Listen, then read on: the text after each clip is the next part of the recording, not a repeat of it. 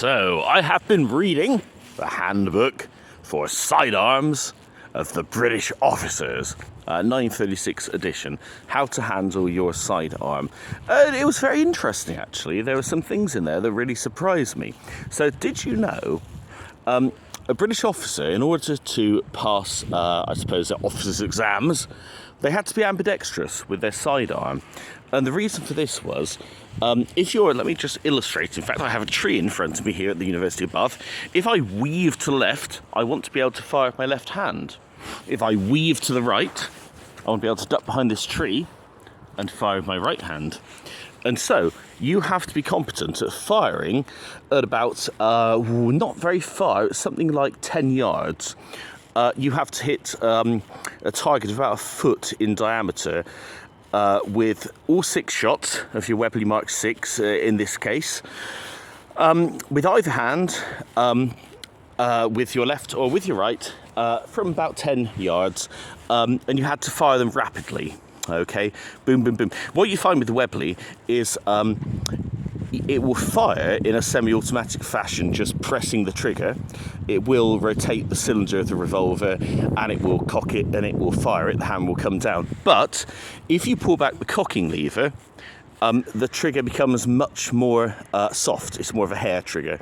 And so if you were prowling around the trenches in World War I, or in this edition, I guess in 1936, we're thinking about World War II, if you're prowling around and you've got it cocked, the trigger is a hair trigger at that point. So that's interesting. So it can do both. It will fire semi-automatic, just press, press, press, press, press on the trigger. But also, you can cock it, and in which case it will be all ready, so it doesn't require that energy to push back the spring and the hammer and everything with your finger, so it'll be more of a hair trigger.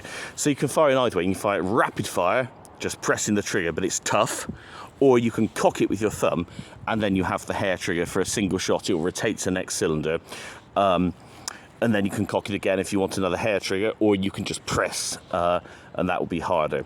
So you had to be ambidextrous, that was the point. Another point was, it said very specifically that officers must not use the sights.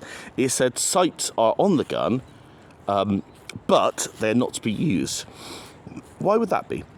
The idea is that you should be able to just pull out your revolver and you should be able to fire it at an enemy and hit them centre mass. What they don't want is you treating it like a rifle and lining it up really carefully through the sights. So this is not a target pistol, although I'm not planning on killing any Germans with my replica one, and so I've been using the sights and I have been lining it up. It's extremely accurate, even with a ball bearing in it, and that's not rifled. That's just a ball flying through the air, like a musket ball.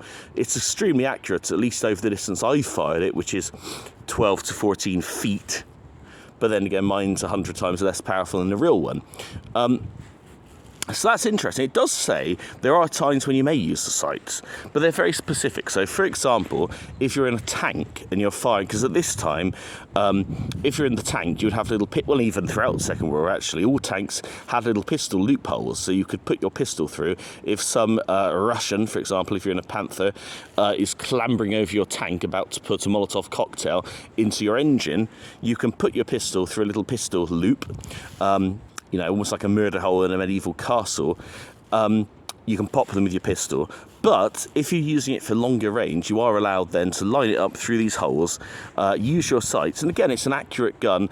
I forget the distance. I don't have the manual with me. But it's something like at least 100 yards. It's deadly accurate. So you could certainly hit an enemy centre mass at 100 yards, no problem whatsoever, lining up just through the sights on the gun. Those were the two main points that stuck out. So ambidextrousness and firing your gun without using the sights. So just firing it from the hip. It was also emphasised about about speed, about being able to draw it, cock it, fire it very rapidly when necessary. So that is the officer's guide to using a sidearm during, 1936. So this was the guide they used in World War II. So supposedly, all of our officers could prowl behind the shrubbery pop out with their left hand and fire a gun if they need to. Pop out with their right, fire it with their right. And if you actually try that, it's flipping difficult. Okay, go to Laser Quest, have a go with both hands. It's not that easy. So that was the training of the British officers before World War II. And it showed, actually, if you listen to accounts of some of our officers that have been taken prisoner, there were times when they were taken a prisoner by officers German officers or German soldiers that didn't have combat experience. So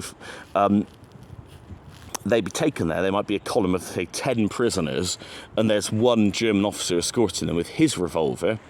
I know it wouldn't necessarily be a Luger, I don't think that was the standard one, it might be, but that wasn't the standard.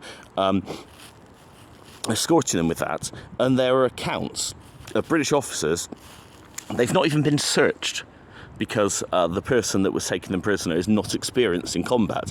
They've not searched them, they've not taken the sidearms off the officers, and there are accounts, if you read them, of our officers literally pulling out their sidearm, turning to one side and shooting the German that's escorting them dead with one shot, because they were trained with use of the sidearm. So it's just a little tidbit of information to think about.